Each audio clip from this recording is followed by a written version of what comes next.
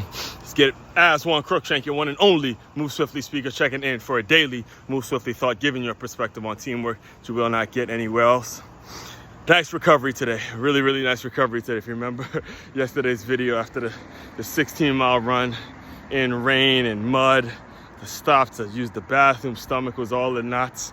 It's a great day of recovery. Got a lot of tea, some quality recovery meals, chicken in my body, all that good stuff. So here, just did a quick 2-miler, get my mind warmed up, get my body warmed up and my mind warmed up, because running for me is actually a form of therapy. So a kind of a strategy session that I have with myself every single morning. So I don't take mornings off from running completely. If it's anything, I just knock out a 2-mile, something to get the blood flowing a little bit, get you a little juiced up, and get ready for the next long run day. All right. As far as today's Move Swiftly thought, I thought I was through talking about this Alabama versus Vanderbilt collapse. If you recall, recording this October 9th, 2024. And just this past weekend that went by, we witnessed the biggest upset in college sports, probably in college sports history. As a Michigan fan, it's always kind of that App State beating Michigan loss. I think this Vanderbilt one is a little kind of a bigger of a deal, because this was the number one team in the country. At the time, Michigan wasn't number one, so it was a big deal.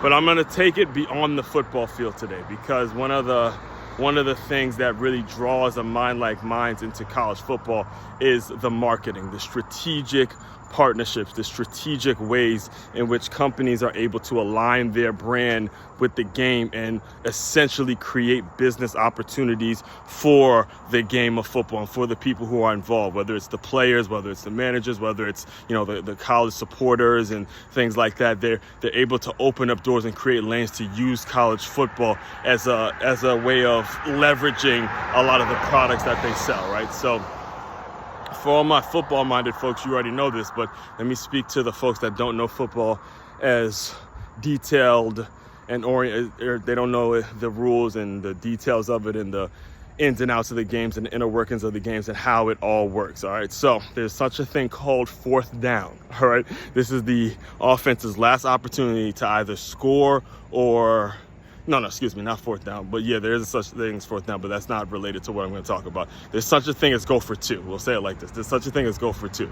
Now, fourth down and go for two work in a similar way, because it's the offense's last opportunity to get a score or move on to the next play. The thing about go for two is going for two is actually after you have scored the touchdown. So it works similar to a fourth down, but it's not the same thing, all right? So I know, again, regular football people, you know everything I'm talking about. I'm explaining this to the folks who don't know football but are always interested in creating strategic marketing opportunities, right? So here's what happens. A team scores a touchdown and they have the option of either kicking the field goal for 1 point or going for 2 and trying to run an offensive play to get into the end zone again. And then if they make it into the end zone, they get 2 points, right? So here's what became, and I'm not sure if this happens normally, but I know it's the first time I actually picked up on it.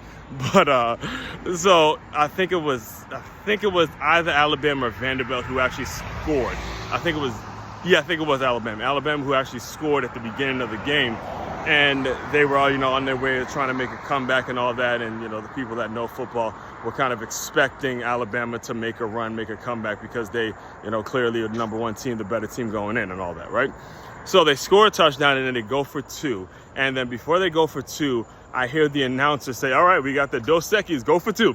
And they have the little Dos Equis logo pop up in the ticker where the score is and all that, where you see fourth down or where you see the go for 2 play. Whenever you see 2 point whenever you see 2 point conversion, they had a little Dos Equis logo on it.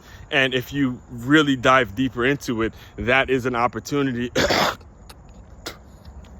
that these TV networks created to create an advertising opportunity for Dos Equis, the beer company. And they have this whole campaign about, Dos Equis, this is the beer and all that kind of stuff. And when you have Dos Equis, go for 2, all that kind of stuff. And it kind of aligns with what the goal is or what the game is or what the game provides, and they create these advertising opportunities. And I'm explaining all of this to you. The reason I'm giving you detail-oriented view over this is because this is at the heart of marketing. All right, marketing is not a one-person job. It's actually something that you have to work very strategically with other people that have the platforms in which you are looking, have the platforms and have the people, have the audience in which you are looking to serve.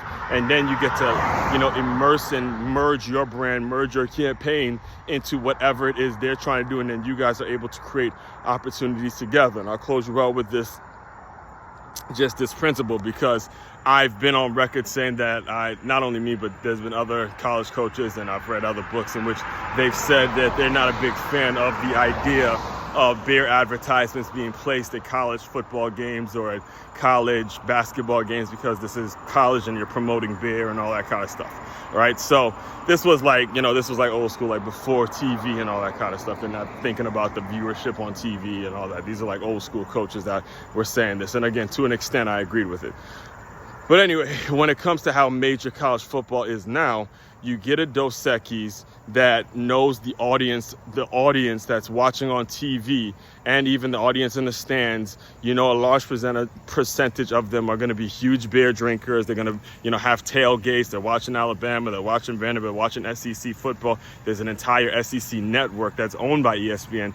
You know that a lot of the people who are viewing it or tuned into it are going to be beer drinkers. So it makes sense for them to place that ad strategically during the game, so the people that are consuming the game are also going to potentially be consuming the Dos Equis beer.